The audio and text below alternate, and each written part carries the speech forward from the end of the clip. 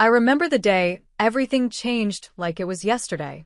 I was only 10 years old, sitting at the kitchen table when Mom and Dad sat down with serious faces. I had never seen them look like that before. Dad reached for my hand, his own shaking a little. "Helen, sweetheart," he said in a quiet voice. "I need to tell you something important. That was the day we found out about the cancer." I didn't fully understand what it meant, but I knew our lives were about to change. For the next 3 years, our home was always full of doctors, family, and visitors. I watched my dad, who used to be so strong, grow weaker each day. Mom tried to act like everything was normal, but nothing was normal anymore. She forced smiles during the day, but at night, I could hear her crying in their bedroom. I wanted to go in and comfort her, but I didn't know what to say. When Dad passed away, I was 12. The funeral was a blur. Black clothes, quiet voices, and people whispering. Mom held my hand so tightly that it hurt, but I didn't mind. I thought we would get through it together. But I was wrong. A week after the funeral, Mom sat me down again. This time, it was just the two of us. "Helen, I've been talking to your grandmother," she said, not looking me in the eye. "I think it would be best if you stayed with her for a little while just until I can figure things out." "But why can't I stay with you?" asked in a small voice. "I need some time alone, honey. I need to process everything and figure out what to do next." She tucked a strand of hair behind my ear, but it didn't feel the same as before. "It will only be for a few months." The next day, Grandma Victoria, Dad's mom, came to pick me up. She didn't say much on the drive, but I could see her hands gripping the steering wheel tightly. When we reached her small one-story house, she helped me carry my bags to the guest room. For the next few months, Mom would call me every few weeks. Our conversations were always the same. "When can I come home, Mom?" "Just be patient, sweetie. A little longer." "But I miss you." "I miss you too, but this is better for now. You understand, right?" I didn't understand, and neither did Grandma. She never said it out loud, but I could tell. Whenever Mom called, Grandma would press her lips together and start making noise in the kitchen, banging pots and pans louder than she needed to. Still, Grandma made sure I never felt unwanted. She cooked my favorite meals, helped me with my homework, and told me stories about Dad when he was little. But no matter how nice it was at Grandma's, it wasn't home. I kept waiting for Mom to come back, to want me again. After 7 months at Grandma's, Mom finally came. I was doing homework at the kitchen table when I heard a car outside. Looking through the window, I saw Mom step out of a blue car I didn't recognize. A man I had never seen before stayed in the driver's seat. "Helen."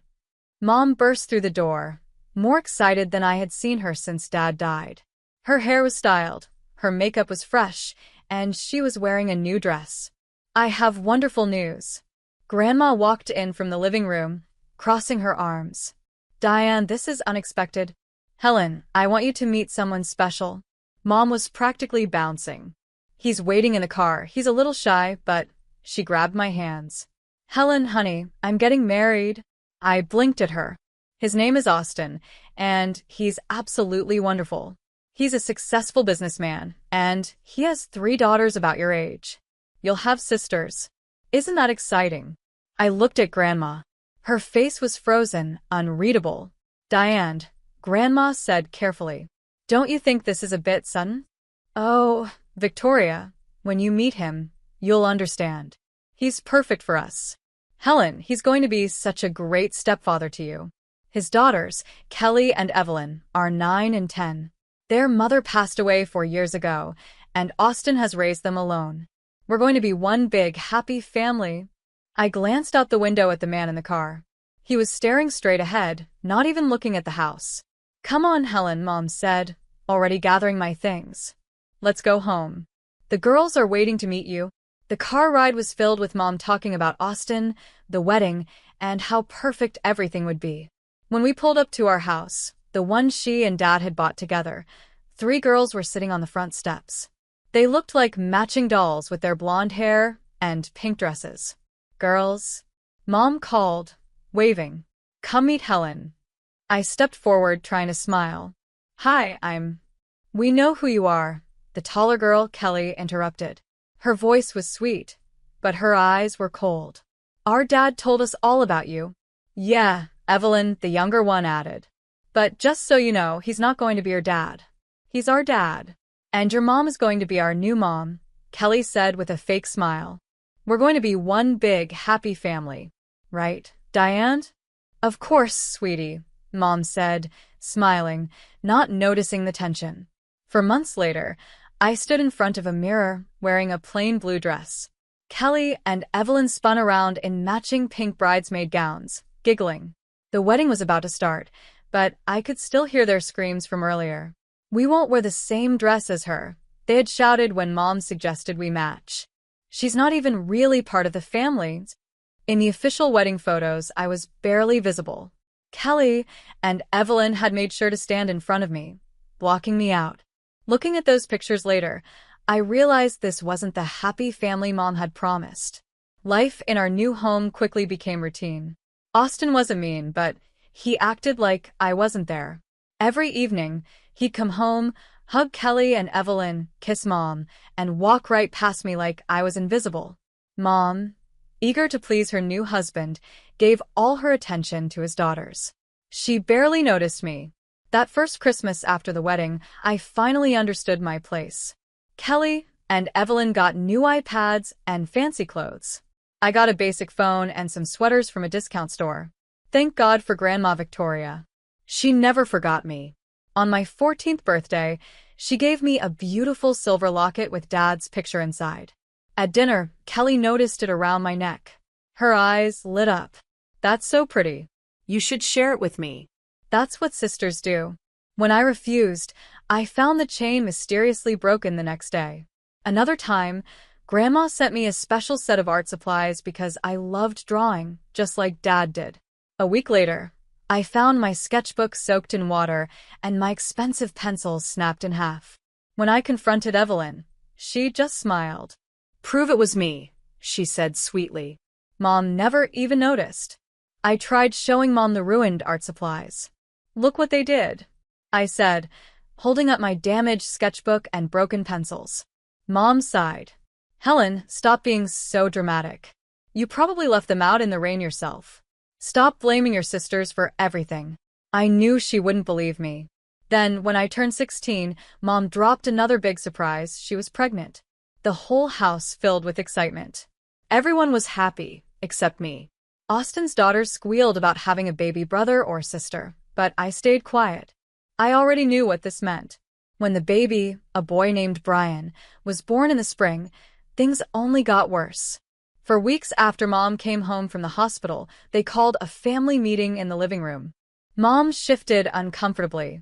Now that Brian is here, we need to make some changes to the sleeping arrangements. Austin cleared his throat. We think it would be best if you moved in with Kelly and Evelyn. Brian needs his own room. No, the words slipped out before I could stop it. I'm not sharing a room with them. This is my room. This is my father's house. The room went silent. What did you just say? Mom whispered. I took a deep breath. Dad bought this house. He paid for it. You and your daughters moved in, and now you want to take my room away? Austin's face turned red. Kelly and Evelyn stared at me, for once completely silent. Mom's voice shook. How can you be so selfish after everything we've done for you? Tears filled her eyes. Austin has been nothing but good to you, and this is how you treat us. Good to me? I let out a small laugh, but there was no humor in it. He doesn't even look at me. After that, the house felt more like a prison. Nobody spoke to me at meals. Mom and Austin acted like I wasn't there.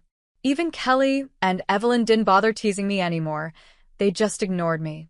The silence was worse than their insults. After 4 days of this, I couldn't take it anymore. I picked up my phone and called the one person who had never let me down. When Grandma's car pulled into the driveway, I saw Mom and Austin watching from the kitchen window as I walked outside. I walked out with my backpack. They didn't try to stop me. If anything, they looked relieved. Living with Grandma felt like finally being able to breathe after years of holding my breath. We quickly fell into a routine, having breakfast together every morning, doing my homework at the kitchen table while she baked, and having long talks about Dad and what he was like when he was my age. 3 months passed quickly. Then one morning, Grandma sat me down, her face serious. "Helen, I need to tell you something," she said, taking my hands. "I've been talking to your mother. She's willing to give up her parental rights.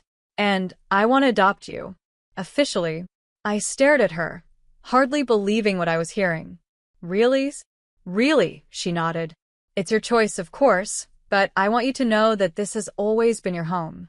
And I would be honored to be your legal guardian." Tears filled my eyes as I hugged her. Yes. Please, yes. The legal process was easier than I expected. Mom signed the papers without hesitation. The only thing left was to get the rest of my belongings from the house. When I went back, no one was home. All my things were packed in dusty boxes in the garage. My old room had been turned into a nursery for Brian, painted blue with clouds on the ceiling. I loaded my boxes into Grandma's car, without saying goodbye. They hadn't bothered to say goodbye to me, after all. High school was different after that.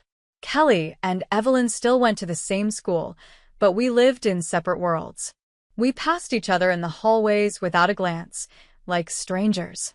Sometimes, I'd hear them laughing with their friends, talking about family vacations or weekend plans. But it felt like listening to a radio playing in another room, distant, disconnected, not part of my life anymore. I threw myself into my studies, determined to make something of myself. Grandma supported me every step of the way, helping with college applications and encouraging me to aim high. The day my acceptance letter arrived from State University, along with a partial scholarship, Grandma was more excited than I had ever seen her. That evening, she sat me down and said, "I have something to tell you. I've been saving for your college fund since the day your father died. I wanted to make sure you had options." The amount she had saved left me speechless. With the scholarship covering most of my tuition, we decided together to save most of the money for my future. I knew I would need the money one day for grad school or maybe to start my own life after college. Those first few years of college changed me. I called Grandma every Monday, visited during the holidays, and finally felt like I was building my own future.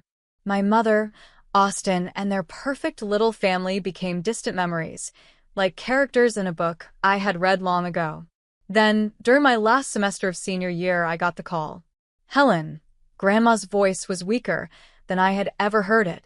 "The doctors found something." After that, I went home every weekend. Each time, Grandma looked a little frilier, a little more tired. But she never lost her spirit. "Don't you dare skip any classes for me," she'd insist, even as the hospital machines beeped around her. "I didn't save all that money for your education, just for you to play nurse to an old woman." When graduation day came, Grandma was too weak to attend. The nurses helped prop her up in her hospital bed, and we set up her smartphone so she could watch the live stream. As I walked across the stage to get my diploma, I looked straight into the camera and blew her a kiss. Later, she told me she cried through the whole ceremony. After graduation, I went straight to the hospital. For the next week, I barely left her side. We talked about everything and nothing. Memories of Dad, stories from her childhood, and her hopes for my future. Then, one quiet morning, as I held her hand, she slipped away peacefully in her sleep. Planning the funeral didn't feel real. I was picking out flowers and making arrangements in the same house where Grandma and I had shared breakfast just weeks before. Then, on the day of the service, I saw them. My mother, Austin, Kelly, Evelyn, and a young boy I barely recognized as my half-brother, Brian, walked into the funeral home. 8 years had changed them. Kelly and Evelyn were now grown women, and Brian, who I had last seen as a baby, was now a grade schooler in a small black suit. The ceremony passed in a blur. I stood alone by the casket, accepting condolences from distant relatives and Grandma's friends.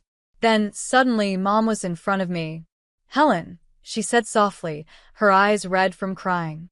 "I'm so sorry for your loss." Victoria, she was a wonderful woman. I nodded, not trusting myself to speak. Mom twisted her hands nervously. "Listen," she said. "I know it's been a long time, but would you come to dinner with us? All of us? We want to try to make things right." I looked at her face, now lined with age and sadness. There were so many things we had never said to each other. "I'll think about it," I finally replied.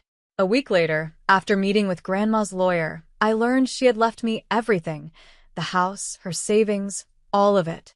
That's when I made my decision. Maybe it was time to face the past. When I arrived at the house I had grown up in, it looked smaller than I remembered. The paint was faded, the garden overgrown. Inside, Austin, Kelly, Evelyn, and Brian were sitting at the dining room table, waiting. The silence was awkward, broken only by the sound of silverware clinking against plates. "So," Mom said, forcing a bright tone into her voice, "what are your plans now that you've graduated?" I took a slow sip of water before answering. "I'm staying in town, actually. I'm going to live in Grandma's house." For a moment, I saw a flicker of satisfaction in Mom's eyes, so quick I almost missed it. Something about that look made me uneasy, though I wasn't sure why. My degree in business administration got me a job as a junior executive at Logan and Associates. The salary was more than I ever imagined making straight out of college. And since I didn't have to pay rent, thanks to Grandma's house, I was able to save a lot of my income. Mom started dropping by often, sometimes with fresh-baked cookies, sometimes with a casserole. At first, our conversations felt awkward, filled with long pauses and careful words. But over time, she began opening up. "The heating bill was so high this month," she'd sigh. "Brian's growing so fast. He needs new shoes again." The first time I offered to help, it was almost automatic. Mom had been talking about a leaky faucet they couldn't afford to fix. "I have some extra cash," I said, pulling out $300. "Here, get it fixed."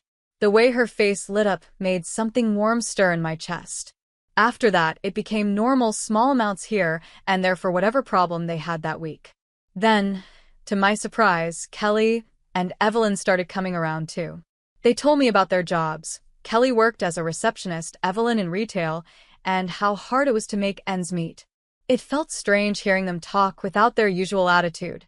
When Mom mentioned that Brian needed a laptop for school, I didn't even hesitate. The smile on his face when I gave it to him made all the past feel distant and unimportant. "You're the best big sister ever," he said, hugging me. It was our first real hug. The real breakthrough came when I had a business trip to Albany. Kelly and Evelyn asked if they could come along.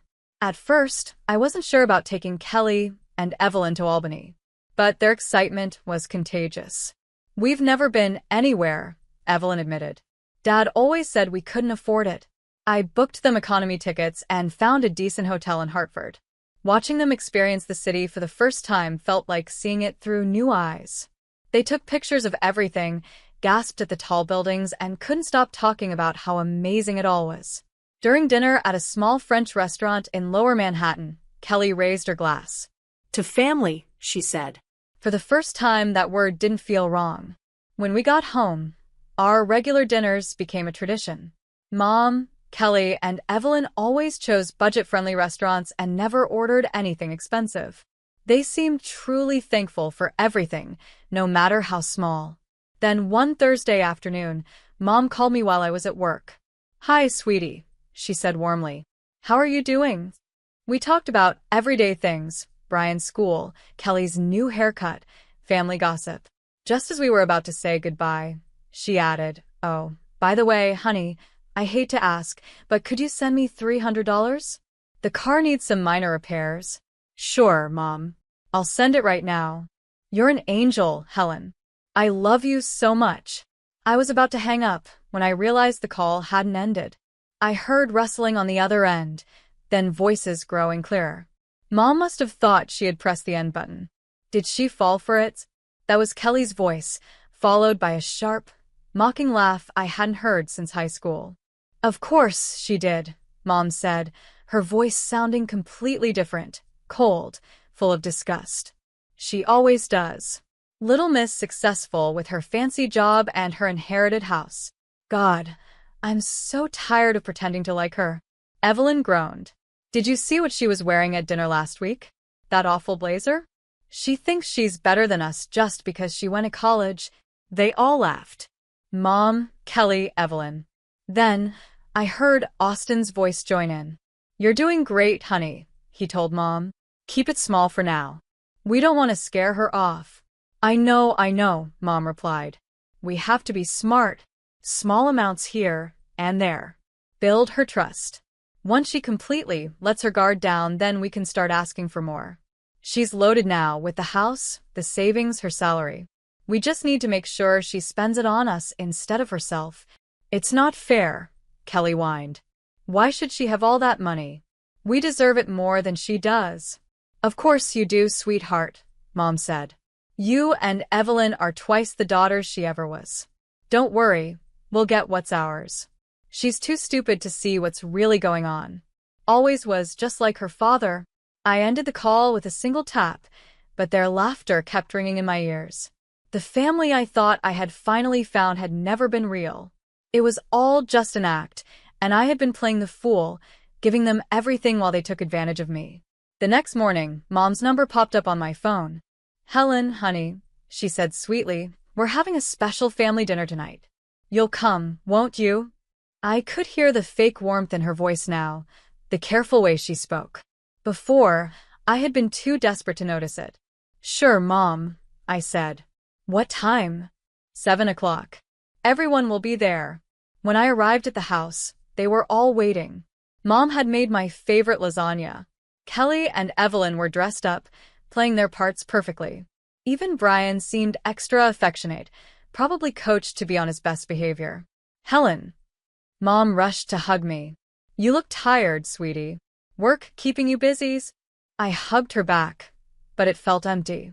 I noticed the quick glances she exchanged with Austin. Throughout dinner, they kept up the act, asking about my job, laughing at each other's jokes, pretending to be the perfect family. But this time, I saw it for what it was. A performance. Every smile was fake. Every word was planned. Finally, as we finished dessert, Mom cleared her throat. Helen, honey, we actually wanted to talk to you about something important. She reached for Austin's hand, their usual move when they had something big to ask. The house, she continued. Well, we've had some problems. The foundation needs urgent repairs. We got some estimates, Austin added, trying to sound fatherly. It's going to cost about $15,000. Mom leaned forward, her eyes wide and hopeful. We hate to ask, but since you're doing so well, I smiled. Mom's face lit up, thinking she had won. No. The word hit the room like a stone dropped in still water. What? Mom's smile faded. I said no, I repeated. Not $15,000. Not $15. Not another cent. Kelly and Evelyn exchanged confused looks. Austin sat up straighter. But honey, Mom started, we really need. You forgot to hang up the phone yesterday, Mom. My voice was calm, almost casual. Her face went pale. Kelly and Evelyn froze. Even Brian, who probably didn't understand what was happening, stopped eating his cake. I heard everything. I continued. How tired you are of pretending to like me. How you've been playing me for money. How you think I'm stupid, just like my father. I turned to Kelly and Evelyn. And how you think you deserve my money more than I do. I do? We were just joking. Evelyn blurted out. It wasn't serious. Helen, sweetie. Mom reached for my hand. I pulled away. You're misunderstanding, she insisted. The only thing I misunderstood, I said, standing up from the table, was thinking you had changed. I looked at them. Mom, Austin, Kelly, and Evelyn. But you know what? I should thank you. You finally showed me who you really are. Now I can stop wasting my time trying to build a relationship with people who only see me as an ATM. I walked out of that house for the last time, ignoring their voices calling after me. But of course, they didn't give up easily. The calls started that same night. First Mom, then Austin, then Kelly and Evelyn. Voicemails. Texts. Emails. All begging for forgiveness, saying it was just a joke. That I was overreacting. When I blocked their numbers, they started showing up at my house, knocking on my door at all hours. I knew I needed a clean break. The next morning, I walked into my boss's office. Megan, remember when you mentioned expanding the Albany office? 3 weeks later, I had my transfer approval in hand. I listed Grandma's house with a realtor, and it sold fast. The market was good, and it was in a prime location. I found a beautiful apartment on Hartford's Long Island City. Big windows. A view of the park. The kind of place that would have made Grandma smile. Sometimes on quiet evenings I think about them, Mom, Austin, Kelly, Evelyn, and little Brian. I hope Brian grows up to be different from them. But I don't regret my decision. I learned that family isn't about blood or legal papers. It's about love. Real love. Not the kind that comes with a price tag.